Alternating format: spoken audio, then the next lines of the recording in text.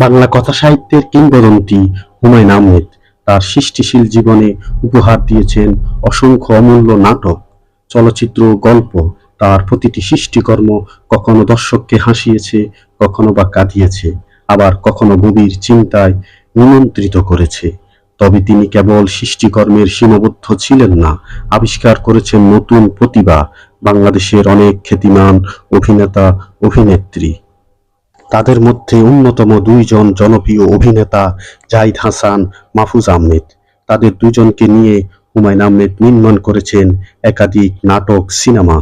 তার মধ্যে উল্লেখযোগ্য কাজ শ্রাবণ মেঘের দিন, মৃত্যু তোমাকে ভালোবাসি, হাফলংয়ের বাজারের মতো একাধিক সফল কাজ। এমনকি ক্যামেরার বাইরেও তাদের মধ্যে গড়ে উঠেছিল আন্তরিক বন্ধুত্ব। হুমায়ূন আহমেদও তাদেরকে নিজের সন্তান সমূহের মতন স্নেহে আগলে রেখেছিলেন। তারা তাদের সর্বোচ্চ সম্মানের আসন দিয়েছিলেন। কিন্তু একটা ছোট্ট ঘটনার জন্যই ভেঙে যায় এই সুন্দর সম্পর্কের বাঁধন। সময়টা ছিল ২০০৪ সাল। হুমায়ূন আহমেদ নির্মাণ করেন আমার আছে জল সিনেমাটি। সিনেমাটির অন্যতম গুরুত্বপূর্ণ চরিত্র ছিল জামিল ভাই, যাকে নিশাদ ও দিলশাদ দুই বোনই গভীরভাবে ভালোবেসে বড় বোনের সাথে ভালোবাসার কথা জানতে পেরে শেষ পর্যন্ত আত্মহত্যা করে ছোট বোন। এই চরিত্রটির ছিল যে কোনো অভিনেতার জন্য স্বপ্নের মতো। প্রথমে হুমায়ূন আহমেদ চরিত্রটির জন্য বেছে নিয়েছিলেন মাহফুজ আহমেদকে এবং তার সঙ্গে সমস্ত কথাবার্তা চূড়ান্ত করেছিলেন।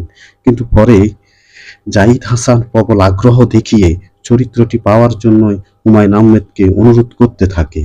অবশেষে হুমায়ূন আহমেদ তার অনুরোধে সাড়া দিয়ে জামিল ভাইয়ের চরিত্রটি জাহিদ হাসানকে দিয়ে দেন এবং মাহফুজ আহমেদকে সাব্বির চরিত্রে অভিনয়ের প্রস্তাব দেন।